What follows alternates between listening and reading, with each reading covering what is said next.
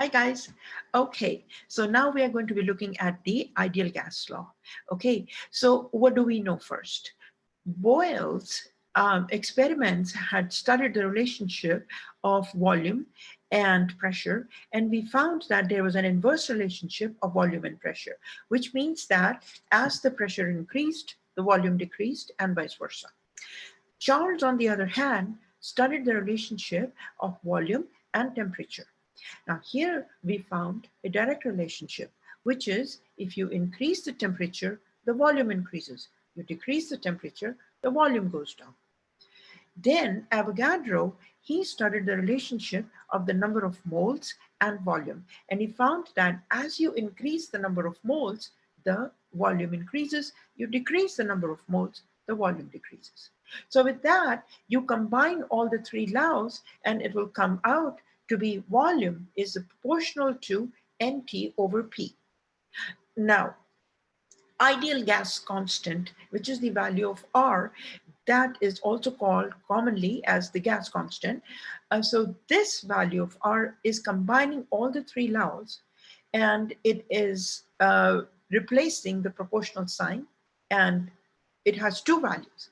If you use the value of pressure in atmosphere, then the value of R is 0.08206. But if you use the pressure's value in millimeters of mercury, then the value of R is 62.4 liters time millimeters per mole K. Okay, so you have these two values. Just pay attention to the units that are being used with the pressure.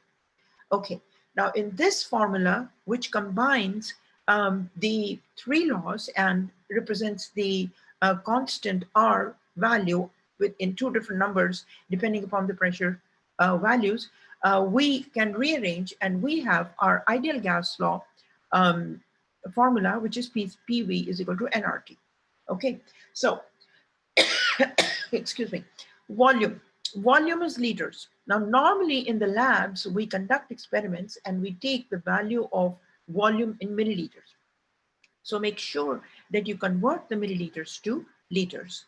So using 1000 milliliters is equal to 1 liter, and so using that. Conversion factor, 1 liter over 1000 milliliters. The next thing is the temperature. Temperature, yes, in the labs, again, we take our measurements in degrees Celsius, but make sure you convert it into Kelvin by adding 273. Okay, now comes the moles. Now, what are the moles? Moles are the amount of a substance, and so there is a numerical value to it. However, in the labs, generally, we measure things in grams. So just make sure that you convert those grams to moles using the molar mass of the substance. Okay, now let's look at this problem here. Calculate the number of moles of a gas in a basketball inflated to a total pressure of 242 psi with a volume of 3.2 liters at 25 degrees Celsius. So there are two things you're going to do here. You are going to convert always. It has to be either in millimeters of mercury or in atmosphere. So you take the PSI and you convert it into atmosphere. That's one thing. Second thing is always convert the degrees Celsius to Kelvin. So let's do the conversion first, which is convert the 24.2 psi to atmospheric value. Now here we know some things. One thing we know is for sure that 1 atmosphere is equal to 14.2 psi. Okay, 1 atmosphere is 14.2 psi. And the conversion factors of this are 1 atmosphere over 14.7, my mistake, 14.7 psi or 14.7 psi over 1 atmosphere. Okay, so you are going to, since you are going to be converting it to the atmosphere, because that's what we want, we are going to use this conversion factor. Okay, now let's write down our given, which is 24.2 psi multiplied by 1 atmosphere over 14.7 psi. Okay, so here you are going to cancel out the psi, and you are going to left, this is going to give you 1.6462 atm. Okay, now here we're going to still keep this number, but let's just look at the significant figures also, in case you know that the question is asking you to pay attention to that as well. So what are you going to do? We see these are 3 significant figures, and these are also 3 significant figures. So technically your answer should only be till here, but we are not going to round up yet. So we're going to just leave the whole number as it is. Just keep it like that. Okay. So now we're going to take the value of n and plug it into this numbers. Oh, we need to convert that temperature also. So this is one piece we did. Next is we are going to take 25 degrees Celsius and we're going to add 273 to it. And this is going to give us 298 K. Okay. Now you're going to bring the formula, which is finding this. So we are going to do PV is equal to nRT. We need to find the value of n. Okay. So PV over RT is equal to n. And now you just put in the numbers. P is the pressure, which is 1.6462. Okay, and this is where we need to have our numbers still.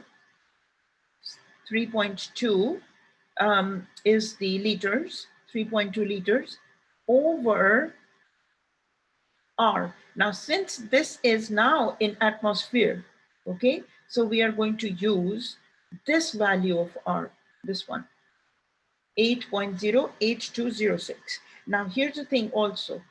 0.08206 has also been rounded up, 0.0821. Okay, liters time atmosphere per mole. Okay. And this one is atmosphere, sorry. And times the temperature comes out to be 298 K. Okay, so now you are going to cancel out the atmosphere and cancel out the liters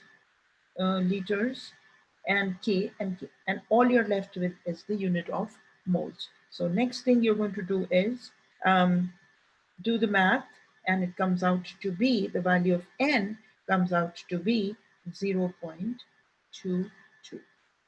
Okay, 0.22 moles. Now, why did we do it 0.22 moles? But if you look at it in this, there are 2 significant figures here, and technically there are 3 significant figures, because that's what we need to stop at. And these are 3 significant figures here. So we use the lowest significant figures, the 2 significant figures. So that is why I answered the number of moles comes out to be 0.22 moles. Okay, I hope it was easy. Thank you. Bye-bye.